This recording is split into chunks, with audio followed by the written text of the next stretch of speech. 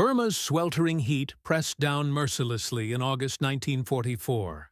The jungle air hung thick and oppressive.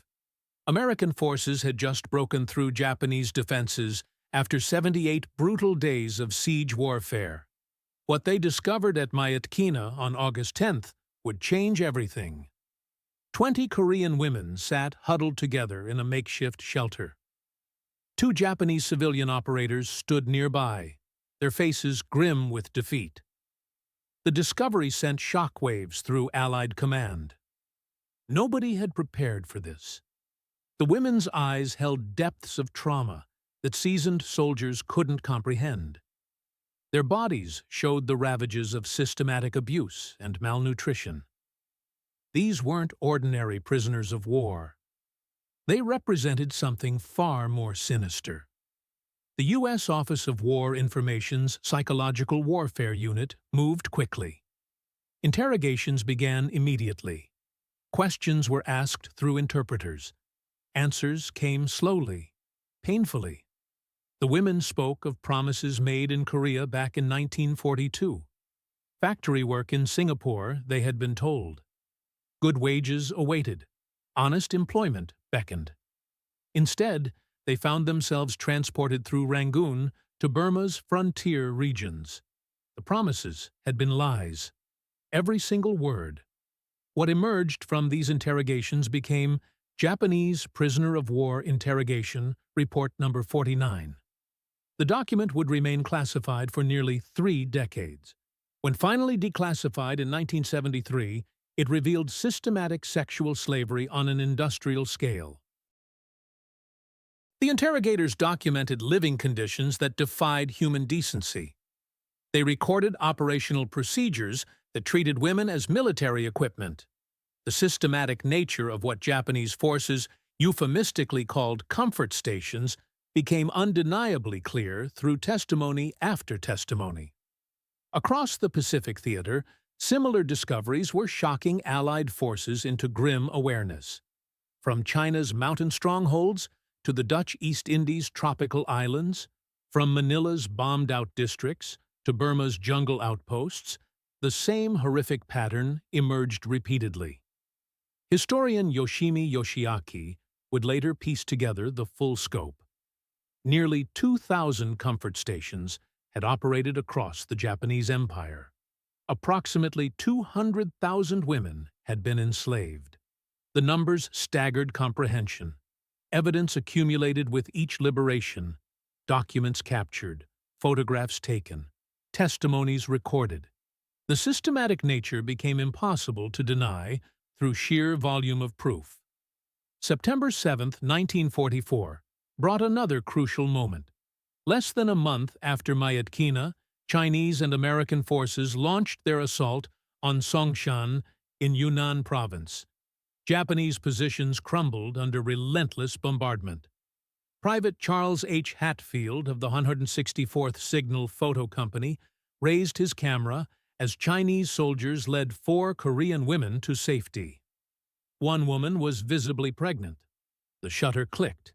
History was captured in black and white. Sergeant Edward Fay's motion picture camera whirred alongside. Moving images preserved the moment for posterity. These films and photographs would rest in the U.S. National Archives for decades, waiting for their historical importance to be recognized. The pregnant woman's image would haunt viewers. Her face showed exhaustion beyond description. Her condition spoke to horrors that words couldn't convey. 56 years later, she would be identified as Park Young-sim, finally able to testify publicly at the Women's International War Crimes Tribunal in Tokyo. Military records from Songshan told a grimmer story. 24 comfort women had originally been held at the position. Only 10 survived to see liberation. 14 had perished during the bombardments that preceded the Allied assault. Death had come as both enemy and liberator. The Allied translator and interpreter section, established under Colonel Sidney F. Mashbeer's command on September 19, 1942, became the primary intelligence unit documenting this systematic abuse. By war's end, ATIS had grown to nearly 4,000 personnel. Most were Nisei Japanese Americans, whose language skills proved invaluable.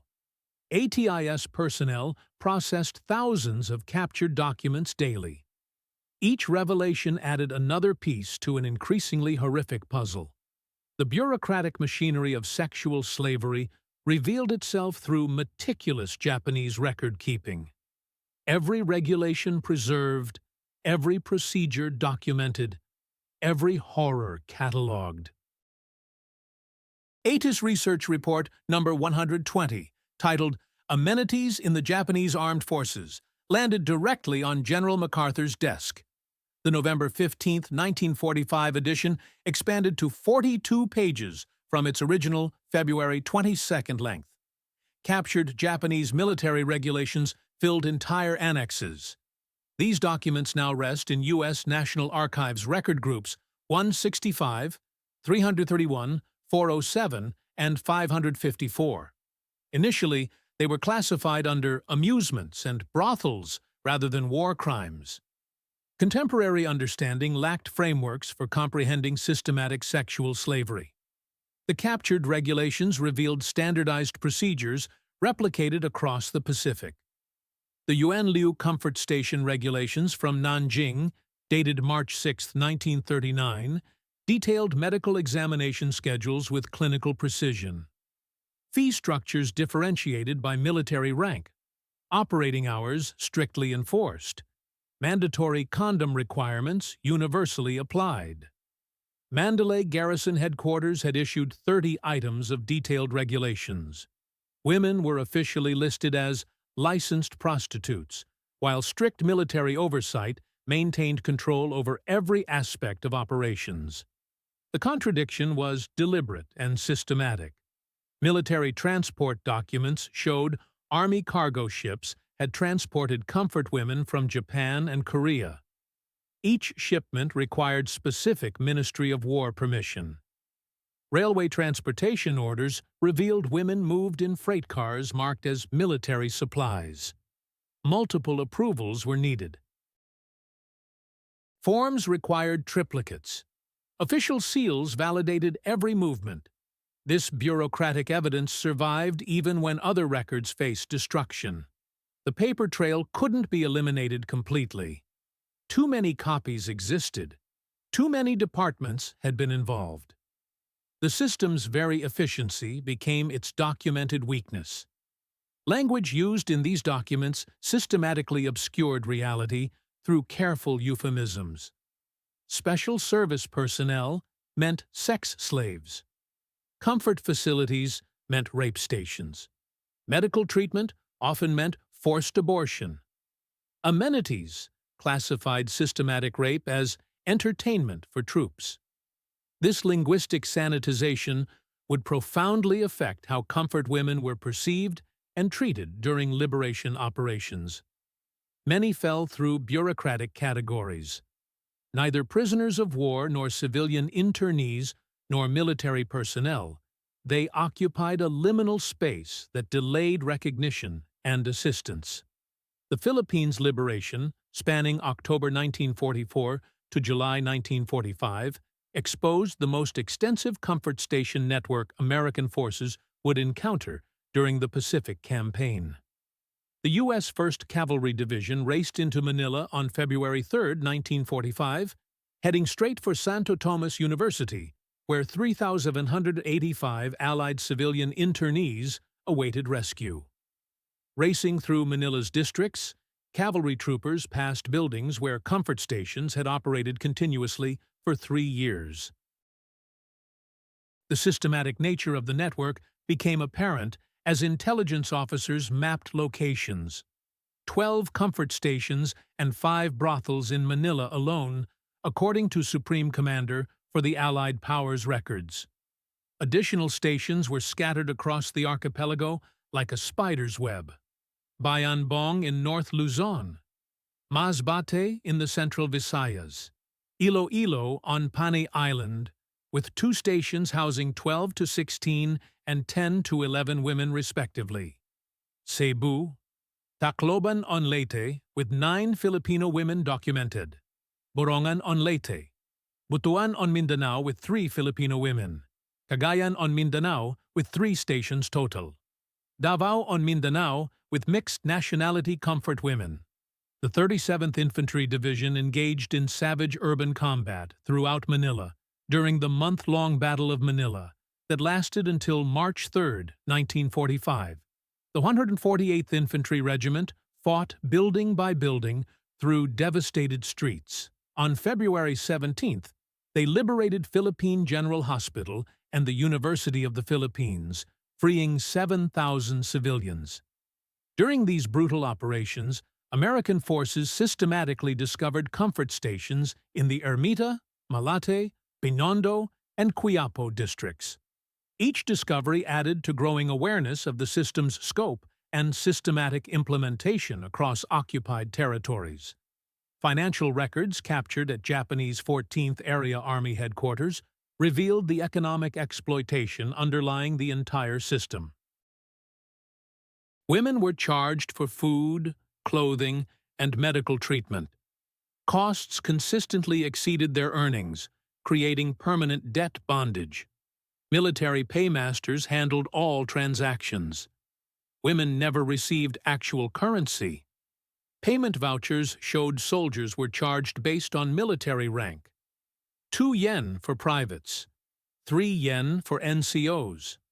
Officers received special arrangements that reflected their privileged status within the military hierarchy.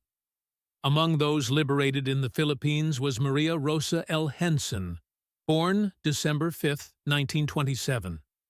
Her rescue had come earlier through Filipino guerrillas working with advancing American forces. In February 1942, at age 14, she had first been assaulted by Japanese soldiers. In April 1943, she was forced into comfort woman service for 9 months. Philippine guerrillas saved her in January 1944, as American forces prepared for their return to the Philippines. Henson would become the first Philippine woman to speak publicly about her experience in 1992, breaking nearly 50 years of enforced silence. She would later become one of the first recipients of the Asian Women's Fund Project in 1996. Her testimony provided crucial documentation of comfort station operations in the Philippines and the involvement of local guerrilla forces in liberation operations. Her courage opened doors for other survivors to speak their truth. Nothing could have prepared American forces for what they discovered on Okinawa when the invasion began on April 1, 1945. Intelligence estimates had suggested several comfort stations might be present on the island. The reality exceeded all projections and comprehension. Over 145 stations operated across an island only 70 miles long, according to historical documentation compiled after the campaign. During the Okinawa campaign, which involved the 1st and 6th Marine Divisions among other units, comfort stations were discovered in every major town and military installation. Naha alone contained 17 former comfort stations, according to military intelligence reports filed during the campaign. The women found included Koreans, Taiwanese, and Okinawans. Ages documented ranged from as young as 14 years old. The scope defied belief. The rapid Japanese collapse in certain sectors led to unexpected discoveries that caught American forces unprepared. Near Shuri, the ancient capital, Marines from the 1st Division discovered cave complexes where Japanese forces had hidden Korean comfort women from advancing Allied forces. According to military reports, these women had been told that Americans would torture and eat them alive. This propaganda served Japanese purposes by encouraging suicide rather than capture.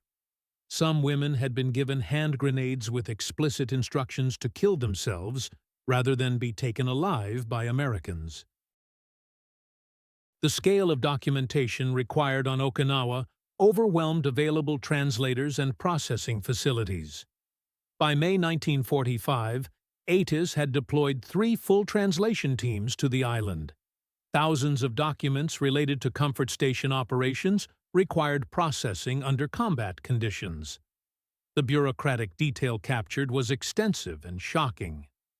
Duty rosters showed women forced to service 30 to 40 men per day during peak operational periods. Medical records documented forced abortions and sterilizations performed without consent. Payment ledgers showed the military's complete financial control over every aspect of the system. The Military Intelligence Service, composed primarily of Nisei Japanese Americans, played a crucial role in documenting comfort women discoveries across the Pacific Theater.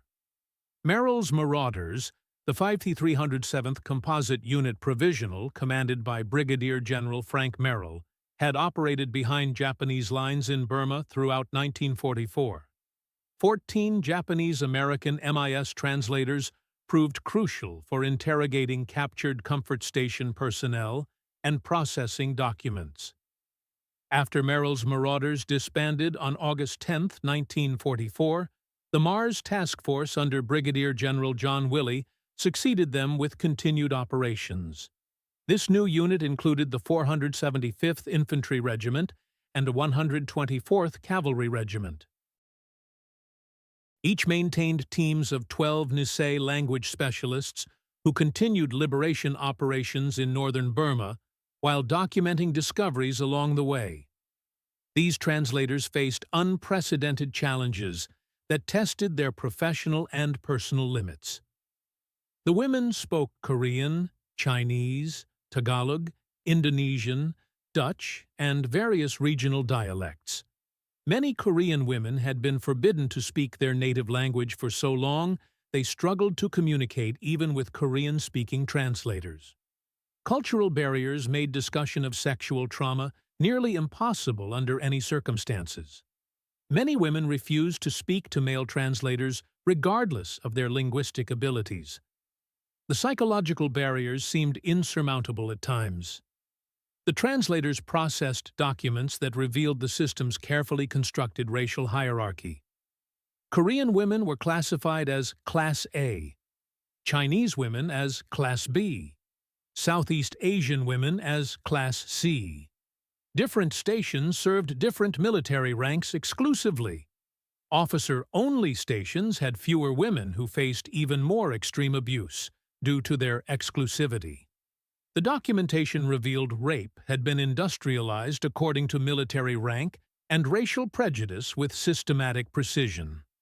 The liberation of the Dutch East Indies, coinciding with Japan's surrender on August 15, 1945, revealed another shocking dimension to the comfort women system. The enslavement of European women had been implemented alongside Asian women's exploitation. Among those liberated was Jan Ruff O'Hearn, born in Java in 1923. She had been forced into a brothel in 1944 at age 21. O'Hearn had been taken from Ambarawa internment camp with 9 other Dutch women in February 1944. They had been held at a comfort station in Semarang for 4 months before being transferred to a camp at Batavia. Liberation came on August 15, 1945. She would break decades of enforced silence with her 1994 memoir, 50 Years of Silence, and testified at a U.S. congressional hearing in 2007. Her detailed accounts provided systematic documentation of Japanese military sexual slavery's organized nature and helped validate other survivors' testimonies worldwide. British and Australian forces, taking control from surrendering Japanese, documented the discovery of comfort stations throughout Java and other territories. Australian naval personnel would specifically be involved in repatriating Indonesian comfort women from Labuan, Borneo. The Bogor camp in West Java was established exclusively for women who had been forced into military brothels.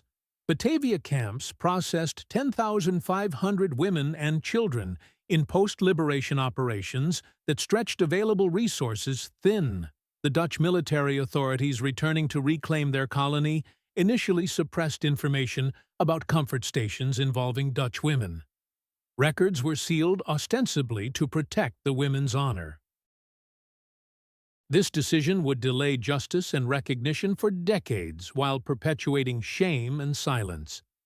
When Allied medical teams examined liberated comfort women, they documented catastrophic health consequences that shocked experienced military doctors. According to U.S. Office of War Information Report No. 49, physical examinations revealed widespread malnutrition comparable to other POWs.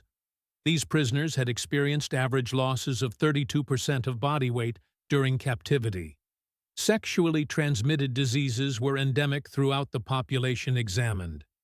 Military medical reports documented high rates of syphilis and gonorrhea, often inadequately treated with toxic substances. Salvarsan and arsophenamine had been used, causing sterility and other serious side effects beyond the original diseases. Medical teams documented evidence of forced abortions, sterilization procedures, and severe reproductive damage from repeated sexual assault. The medical records revealed systematic brutality beyond warfare's normal parameters. Women presented with severe malnutrition, weights of 60 to 70 pounds for those whose normal weight should have been 100 to 120 pounds. Diseases of nutritional deficiency were common. Scurvy appeared frequently. Beriberi was widespread. Pellagra and kwashiorkor presented like conditions typically seen in concentration camps rather than military facilities.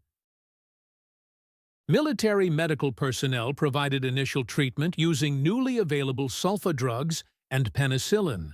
These represented significant advancement over wartime care available to Japanese forces.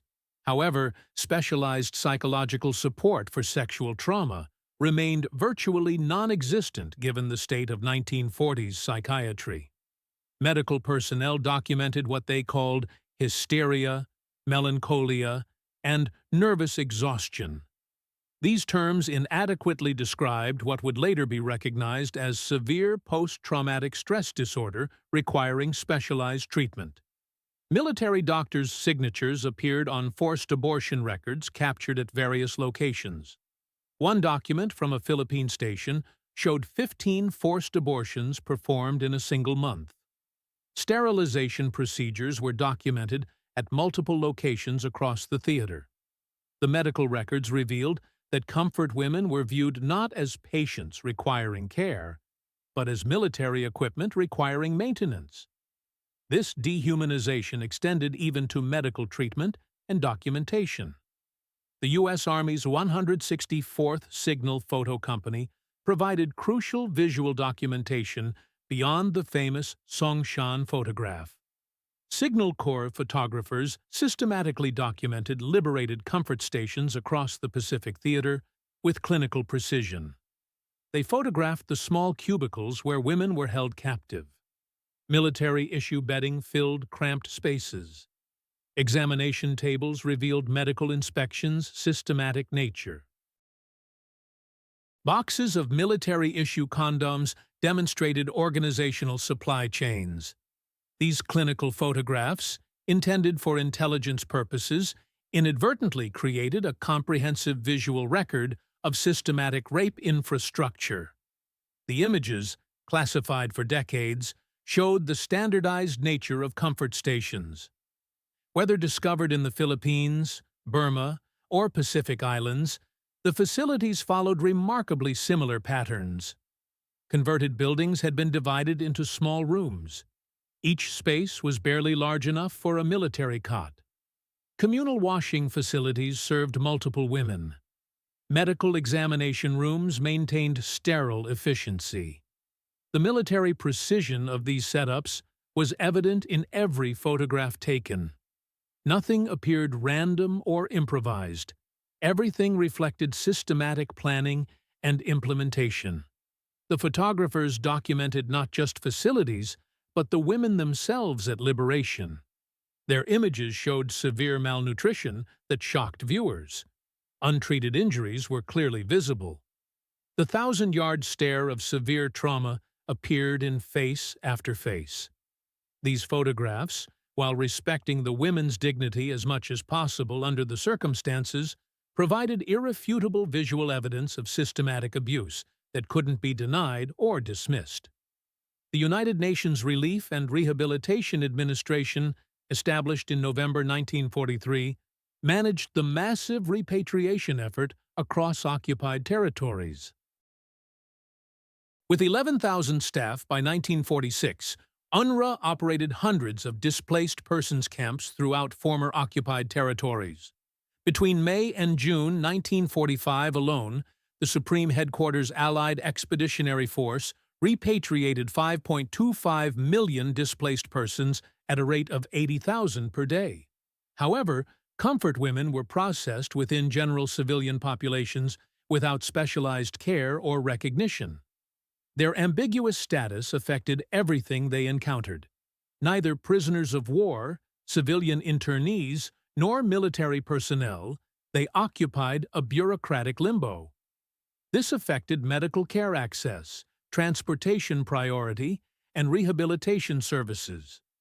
Many women couldn't or wouldn't return to their home countries after liberation. The research documents specific heartbreaking cases.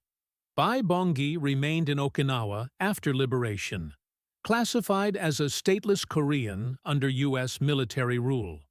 She later became an illegal alien when Okinawa returned to Japanese control in 1972. Korean women in China lost their native language over decades of isolation and displacement. Some married locally for protection and survival rather than attempting repatriation. The American Red Cross, with 7.5 million volunteers and 39,000 paid staff at peak strength in 1945, provided comfort items and non-medical support. Programs like the Gray Ladies offered psychological first aid to displaced persons when possible. However, language barriers and cultural differences severely limited effectiveness in helping comfort women specifically. The organizational focus remained on rapid repatriation rather than addressing deep psychological trauma requiring specialized care. Cultural stigma presented insurmountable barriers for many survivors attempting to rebuild their lives. In Confucian societies, female chastity was paramount to family honor and social standing. Women who had been raped brought perceived shame to entire families. Many families preferred to believe daughters had died honorably in war rather than accept they had been comfort women. This rejection by families compounded the original trauma of sexual slavery. Catholic Philippines presented similar challenges for survivors. Sexual abuse victims faced social ostracism that made normal life impossible. Indonesian Muslim communities struggled to accept women who had been forcibly defiled according to religious interpretations. The International Military Tribunal for the Far East's handling of comfort women represents a profound failure of post-war justice that haunts history. Despite proceedings from April 29, 1946 to November 12, 1948, involving 419 witnesses and 4,336 exhibits, the tribunal made only one direct reference to forced prostitution. This single reference concerned the Chinese city of Guilin, where Japanese forces had recruited women for labor on the pretext of establishing factories and forced the women thus recruited into prostitution for military use. The crucial legal precedent came instead from the Dutch Batavia Temporary Court-Martial, which conducted 4 of 171 cases specifically addressing forced prostitution between August 1946 and December 1949. The Semarang incident verdict on February 14, 1948, saw Army Major Okada sentenced to death.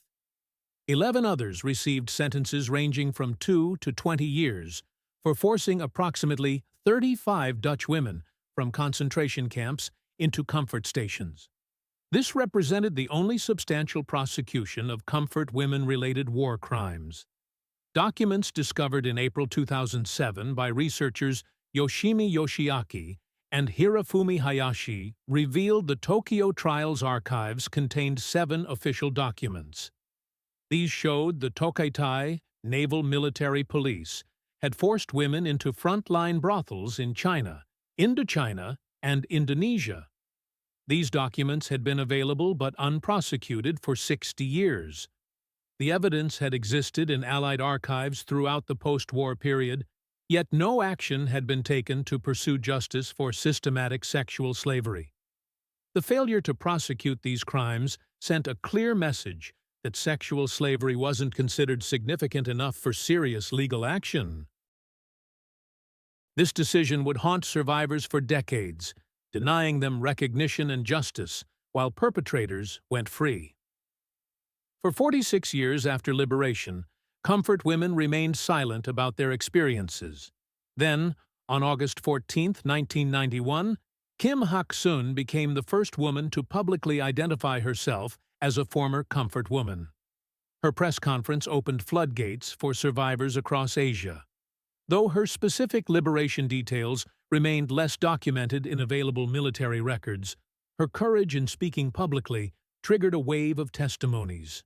These would validate the documentary evidence American forces had gathered decades earlier during liberation operations.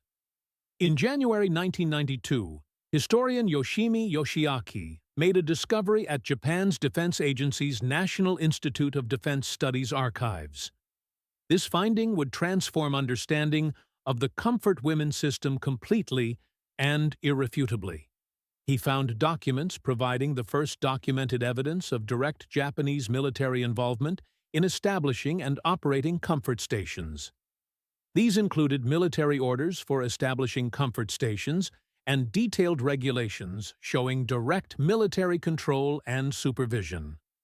The Shanghai Expeditionary Force Diary from 1932 contained senior staff officer Okabe Naosaburu's entry describing establishment of the first comfort station during the Shanghai incident. These discoveries proved what survivors had testified but been disbelieved for decades. The comfort women system was official military policy, not the unauthorized actions of rogue units or individual soldiers. The systematic nature was undeniable once official documents surfaced from Japanese archives. Following Kim Hak-sun's groundbreaking testimony, other survivors began speaking publicly about their experiences. Yang Sun-im, taken as a teenager from Daegu, Korea, testified before the U.S. House of Representatives Foreign Relations Committee in 2007. Her testimony, along with two other survivors, resulted in passage of U.S. House Resolution 121, urging Japan to accept full responsibility for the comfort women system. This represented official American recognition of the systematic nature of wartime sexual slavery. Park Young-sim, the pregnant woman in the famous Songshan photograph, testified at the Women's International War Crimes Tribunal in Tokyo in 2000. Finally, she put a name and story to one of the war's most iconic images of liberation. She described being taken at age 17 and enduring 3 years of sexual slavery. In 2003, she visited and identified the Nanjing Lijixiang Comfort Station site, where she had been enslaved before being moved to Songshan. Gil Wan-ok, forcibly taken to China in 1943, couldn't return to Korea after the war ended. She remained in China as a nurse until 2000. She visited the United States multiple times to promote awareness of comfort women's experiences. Her painting, Girls Being Burned, became the motif for the feature film Spirit's Homecoming. Her experience highlighted the long-term displacement caused by the comfort women system's destruction of normal life. The 1990s and 2000s witnessed explosive archival discoveries worldwide that transformed historical understanding. American archives yielded declassified Signal Corps photographs showing comfort stations across the Pacific. Medical reports detailed systematic abuse with clinical precision. Intelligence documents revealed extensive military infrastructure supporting sexual slavery as a systematic operation. In 2014 to 2015, Chinese archives released over 90 documents from Kwantung Army Military Police Corps archives in Jilin Province. These documents provided evidence of the Japanese Army as the funding agency for purchasing comfort women. Detailed records from puppet regime banks in Manchuria documented specific payments for special personnel procurement with bureaucratic precision. Professor Su Zhiliang's research indicated that approximately 200,000 Chinese women alone had been forced into comfort stations.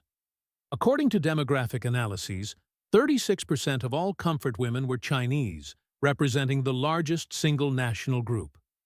The geographic spread of stations demonstrated the system's vast reach. From Japan and China to the Philippines, Indonesia, Malaysia, Thailand, Burma, New Guinea, Hong Kong, Macau, French Indochina, Korea, and Taiwan, the network spanned the entire Japanese empire. The demographic breakdown revealed the system's carefully constructed racial hierarchy. 51.8% Korean women comprised the largest group. 36% Chinese women formed the second largest. 12.2% Japanese women occupied privileged positions. Others included Filipino, Taiwanese, Indonesian, Burmese, Dutch, and Australian women. The systematic nature extended to military organization at every level. High Command issued establishment orders from Tokyo. Regional staff officers created operational plans for local implementation. Local military police provided day-to-day oversight and control. Military doctors conducted regular examinations and medical procedures. Among the most chilling discoveries were disposal orders found at several locations across the Pacific. These documents, issued as Allied forces approached Japanese positions, ordered the special disposal of comfort women to prevent their capture and potential testimony. Multiple massacre sites discovered in the Philippines and elsewhere confirmed these orders had been systematically carried out. At Mapanic Village in the Philippines, the November 23, 1944 incident involved Japanese forces attempting to eliminate comfort women before American forces could arrive. Similar incidents were documented across the Pacific as Japanese forces retreated before advancing Allied armies. The high mortality rate among comfort women, estimated at 75% by historians, reflected not just harsh living conditions but deliberate killing to prevent testimony. These disposal orders represented the Japanese military's clear recognition that comfort women were witnesses to war crimes. The systematic attempt to eliminate them before Allied liberation demonstrated consciousness of guilt and lengths to which Japanese forces would go. Japanese propaganda significantly affected liberation efforts across the Pacific theater. Women had been systematically told Americans would torture and cannibalize them if captured. British accounts from Burma reported Korean comfort women were astonished to learn the British were not going to eat them. This terror, deliberately instilled by Japanese forces, made initial liberation contacts difficult and dangerous for both sides. The propaganda served dual purposes: preventing escape during captivity and encouraging suicide rather than capture by Allied forces. Multiple reports documented women being given hand grenades with explicit instructions to kill themselves rather than be taken alive by Americans. This psychological warfare continued affecting women long after their physical liberation from Japanese control. The effectiveness of this propaganda revealed itself in liberation operations across the Pacific. Women hid from liberating forces whenever possible. Some attempted suicide when discovered. Others remained in comfort stations even after Japanese forces had fled their positions. The psychological conditioning was so complete that many women couldn't initially comprehend that Allied forces intended to help rather than harm them. Trust required time to develop after years of systematic terrorization. As occupation forces spread across Japan in late 1945, they discovered evidence that the comfort women system extended into the home islands themselves. Military authorities found documentation of comfort stations operating within Japan, serving training bases and military installations. More disturbing was the discovery that Japanese authorities had prepared similar facilities specifically for incoming occupation forces. The Recreation and Amusement Association, established before American forces arrived, had recruited thousands of Japanese women as special entertainers. General MacArthur's immediate ban on these facilities reflected both moral objections and public health concerns, though enforcement varied across different occupation zones and commands. Navy documentation showed the Japanese military had maintained detailed statistics on comfort women throughout the war. These documents, quickly classified upon discovery, revealed the massive scale of systematic operations. The bureaucratic precision was astounding. Registration forms for individual women. Medical inspection schedules maintained religiously. Financial records tracking every transaction. This demonstrated that sexual slavery was integrated into military operations at every organizational level. One of the most significant gaps in the historical record remains the absence of detailed first-hand accounts from American soldiers who actually liberated comfort women during combat operations. The Library of Congress Veterans History Project, National World War II Museum collections, and military historical records reveal minimal documentation from liberating soldiers' personal perspectives on these encounters. Several factors explain this troubling absence. Japanese military records were systematically destroyed at war's end to prevent war crimes prosecution. The comfort women issue remained completely taboo for decades after 1945 in all societies involved. American military documentation prioritized tactical operations over social encounters with liberated populations. Many comfort women died during the war or were killed by retreating Japanese forces before liberation could occur. The silence from American military personnel reflected both the shocking nature of the discoveries and the complete lack of institutional framework for understanding systematic sexual slavery. The military had established protocols for liberating POWs and civilian internees. However, no procedures existed for handling victims of organized rape and sexual enslavement. This institutional gap contributed to the decades-long invisibility of comfort women's experiences in historical records. From 1945 to 1991, comfort women remained history's hidden victims despite extensive documentation. Government compensation went to recognized POWs and civilian internees, but comfort women, unclassified and unacknowledged, received nothing.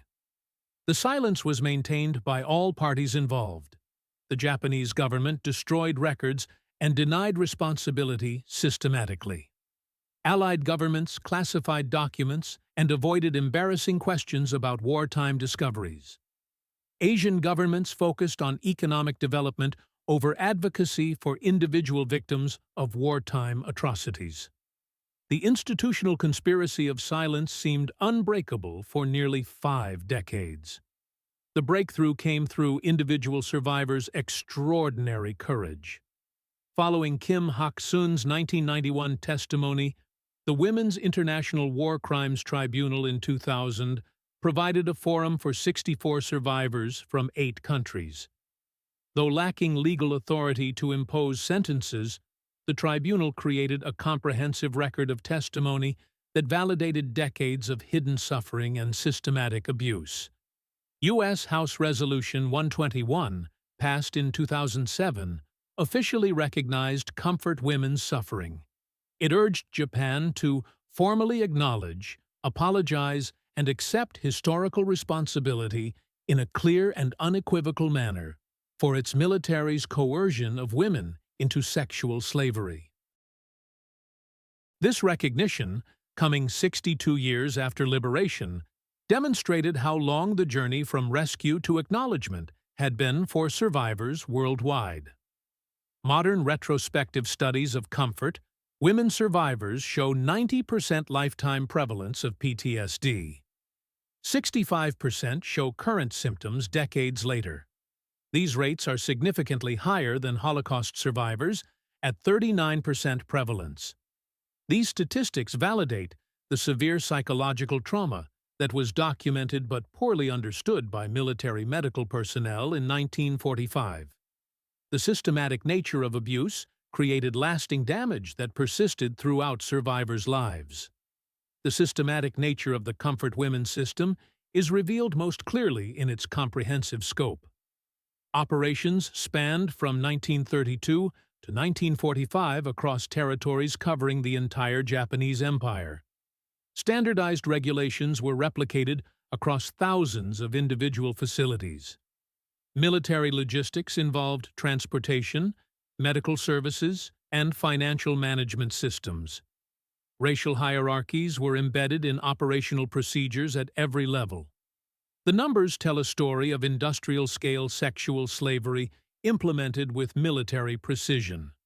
The very comprehensiveness of the system became the evidence that would eventually prove its existence despite decades of systematic denial. Its documentation, standardization, and scale created an archive that survived attempts at destruction. The evidence survived despite determined attempts at destruction and institutional denial. Military translator reports, signal corps photographs, medical records, and intelligence documents created an archive that couldn't be completely eliminated. When survivors finally found courage to speak publicly, their testimonies matched records buried in classified files for decades. This provided independent verification that transformed hidden history into acknowledged truth that demanded recognition. Every captured regulation, every photographed comfort station, every translated document contributed to building an undeniable case. The bureaucratic precision that the Japanese military applied to sexual slavery became the evidence of systematic war crimes.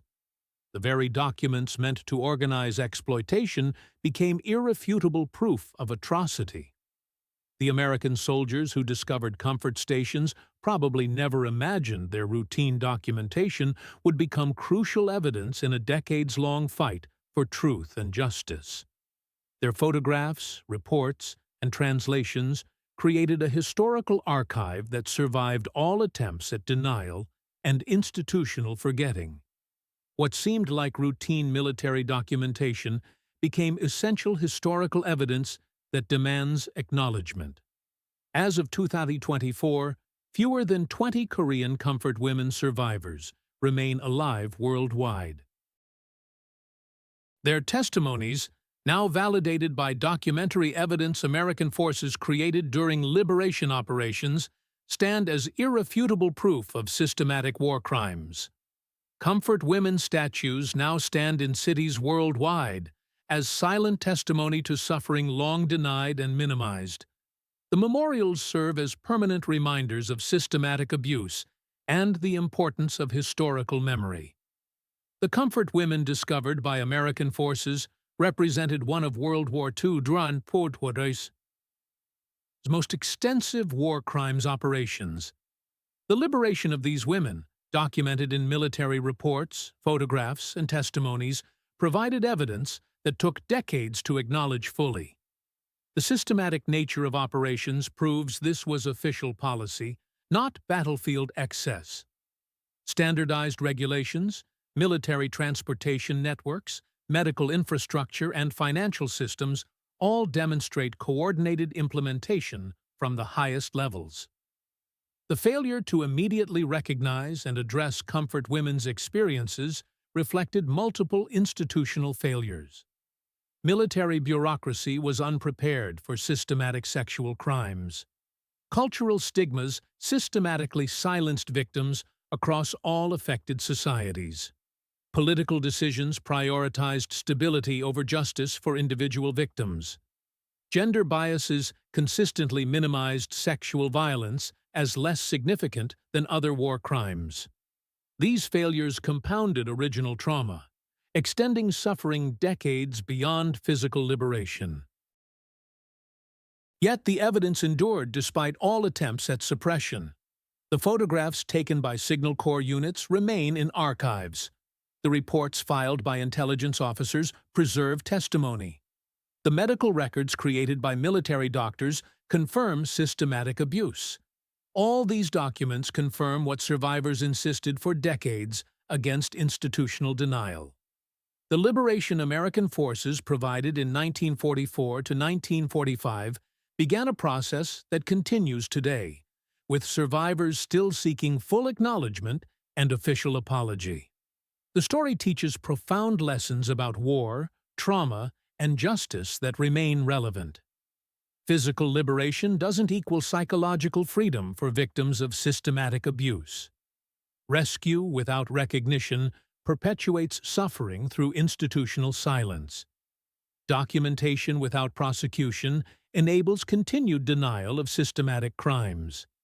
The American forces who encountered comfort women faced something beyond their training or comprehension, yet their documentation created a historical record supporting eventual justice. The women American forces liberated from comfort stations in 1944 to 1945 couldn't believe liberation was real.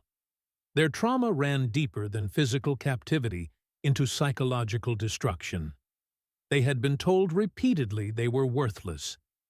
Death was preferable to their shame, according to their captors.